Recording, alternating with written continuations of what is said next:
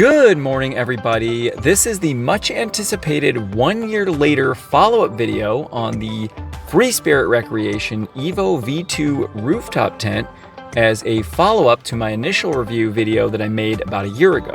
On June 5th, 2023, I received my rooftop tent, and on June 7th, I posted my initial review video after sleeping in it for one night. I absolutely loved it, but now I'm looking forward to sharing my thoughts after using it for a little over a year. I'm going to start by going over some fine details, some things that I definitely wouldn't have noticed after just using the tent for one night. Some of these things are very minor, but we're still going to talk about it. Number one, we're going to start with the light bar. There's nothing wrong with the light bar. In fact, it's great. I love that it has 10 levels of brightness. It does require an external power source. We use this little Anker battery and we just keep it in here all the time. When it starts getting low, we just bring it in and charge it. The only thing that I would change about the light bar is I wish there was a way to turn it on from outside the tent. The cord with the power button just doesn't extend that far, so usually if we're hanging out at the campsite, I'll either come by as it's starting to get dark and I'll just turn it on, or we'll just have to climb in and then turn it on once we get in the tent. It's not that big of a deal, but it would just be nice if there was a way to turn on the light bar without having to climb in the tent to do it. Number two, I want to talk about the inflatable mattress that came with the tent. We did end up switching it out with the 4.5-inch Lost Horizon mattress, and I made a separate video on that already, so I'm not going to go into too much detail. The mattress that came with the tent was pretty comfortable, but not quite as comfortable as the Lost Horizon. The main complaint that I had with the mattress that came with the tent is it was very difficult to deflate. So it has on the valves the auto inflate and auto deflate, and it seemed like no matter what I had it on, it would just stay inflated. We'd try to compress it down. It just never really seemed to deflate. I don't know if that was something that I did wrong or if it was a defect with it, but we are happier switching to the Lost Horizon mattress. We did already have the Lost Horizon mattress, so it wasn't like we felt the need to go buy it.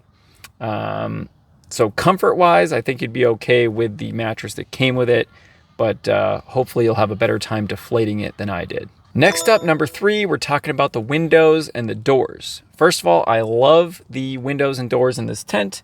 They're huge and there's plenty of airflow to get in, but there's one issue. Basically, if it's gonna rain, you're gonna want the windows closed. This side was clearly never intended to block the rain, as you can see from the angle. The side with the main door will block the rain, but only if it's vertical with no wind. If the wind is blowing while it's raining, some water still will get into the tent through the big main door. We had this happen once. And then the same thing kind of applies with the windows at the head and the feet. There's really just nothing that would be blocking rain from potentially getting in if there are winds. Fortunately, there still are other ways to get ventilation inside the tent. Number four, this is a very minor thing, but for a while I could not figure out where to hook a lantern by the main entrance. And then finally, just a couple weeks ago, I discovered this spot right here, and now that's where I hook my lantern.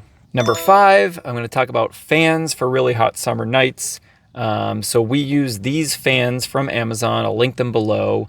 We have two of them, so one can be blowing on each of us. So when there's a really hot night, there's not a great place to hook these fans, but we use this laundry, we call it the laundry basket up here, and these fans will hook on. So this is more of a maybe a recommendation or something for if it's a really hot night. This is where you can put your fan, and I would definitely recommend getting fans. Number six, talking about opening and closing the windows to the main doors.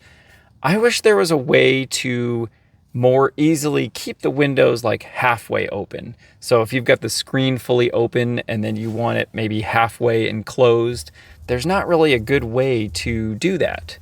Unless there is, and I just haven't figured it out. You've got the Velcro part up at the top, and then you've got the zipper, but I don't think there's really a good way to like zipper it halfway and then Velcro it in.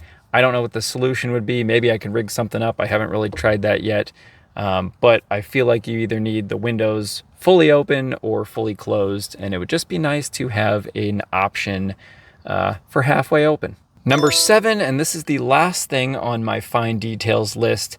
If you are closing the tent when it's raining, watch out. So if you're level when you are parked and sleeping in the tent, when you close the tent, you're pulling that string, and that is, now the angle is coming right at you. All that water is gonna flow to the side that you are on when you're pulling that down. So this caught me by surprise one morning. Now I'm aware of it, but also when you pull that down, some of that water is going to get on the tent material. So if you're closing it, be careful to not keep it closed for too long with water in there. That would be the same with any rooftop tent or tent in general, not just this one. But yeah, be careful when you're pulling that thing down and there's water up top that had pooled, it's gonna come right on you. So put on your rain jacket or something.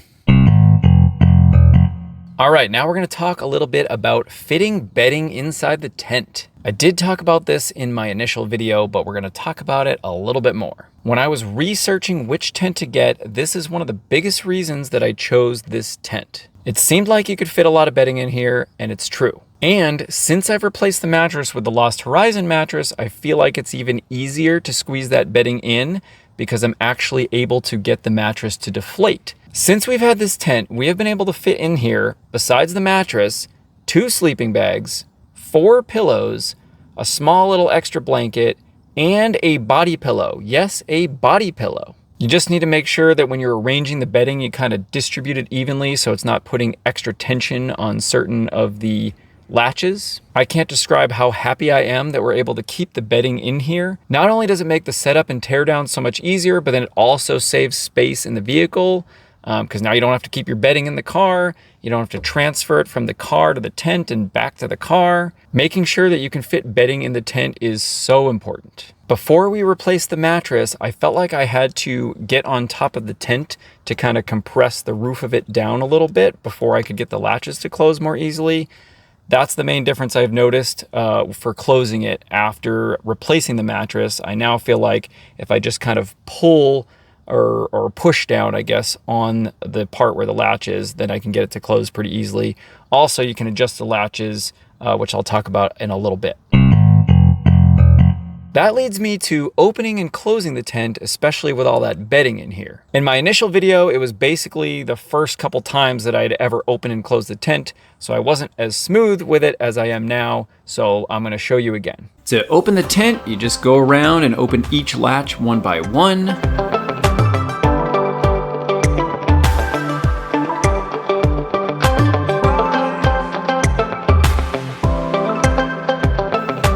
Once they're all open, I pop the passenger's side up first, then come around and pop open the driver's side, and that's it besides the ladder.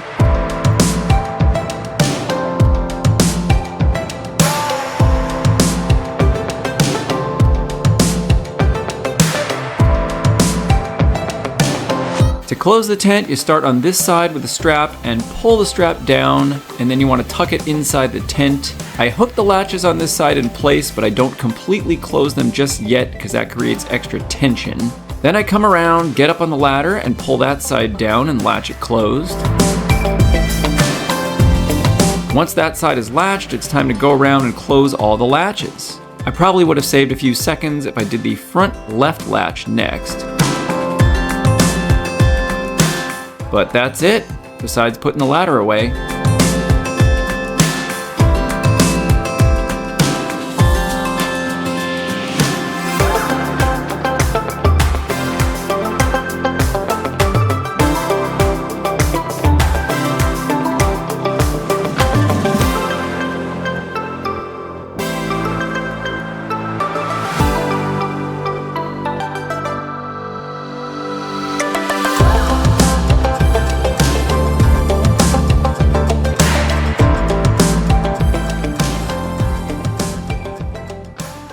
So that's pretty much it for opening and closing the tent. Very simple to do with just one person. Sometimes you'll probably need to adjust the latches. If they're either too loose or too tight, you can easily adjust them by loosening the nut and then turning the screws to ensure the latch is properly closing.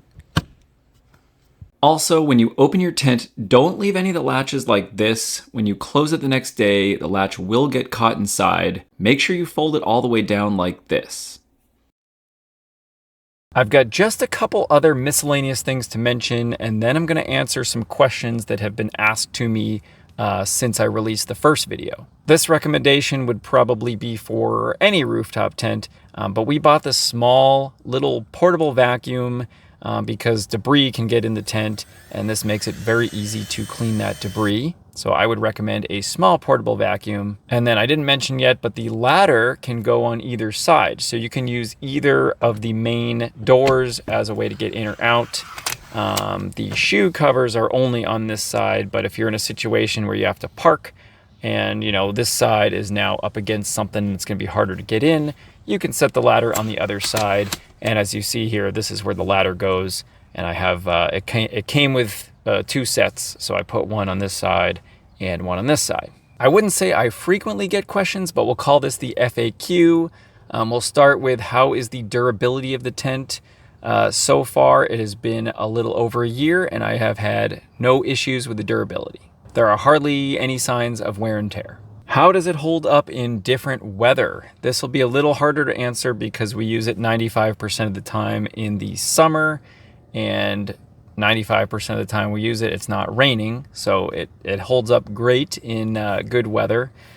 We've used it in one rainstorm. So like I mentioned earlier, we had to close the windows. Fortunately, it wasn't too hot at that time.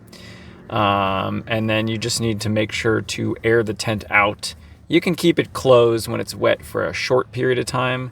I probably wouldn't do it for more than a day or two. So if the tent is wet, make sure you air it out. In the hot summers, I don't think it gets quite as hot in here, and that is because of the many windows and doors that let a lot of air flow through, and then it also has all these other ventilation pockets. So it's definitely a good summer tent. We used it once in cold weather. It was about 25 degrees. I mean, it's going to get cold. It's a tent, so it's going to get cold in here. But we used our diesel heater for that, so it didn't get cold in here once we turned on the diesel heater. But I mean, it's a tent. If it's hot out, it's going to get hot in here. If it's cold out, it's going to get cold in here. That time it did rain. There was no leaking or anything like that. I think that's about all I can really mention about the weather. How well do we sleep? Very well. It's comfortable. I mean, I'm about 5'7". My wife's about 5'2", so it's more narrow than the king bed that we're used to at home. But I mean, size-wise, it's good. I think if you're taller than 5'8", you're probably not going to want the short version. I've got the short version, so I think if you're taller than 5'8", you're probably going to want the longer version. It's just wide enough for us to be comfortable.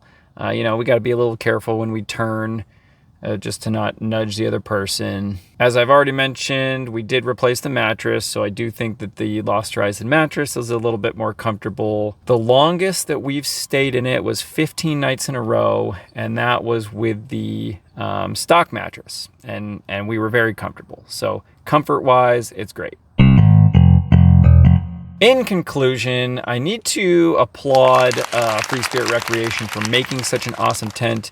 But I also need to pat myself on the back for choosing such an awesome tent. It can be a really tough decision choosing the tent, especially without seeing it first, and I gotta hand it to myself. I really just nailed it. In all seriousness, I am still very happy with this tent 1 year later, and I have not even considered the idea of replacing it. The 2 most important factors that I considered when choosing the tent a little over a year ago were the speed and ease of opening and closing the tent, and how much bedding can fit in there.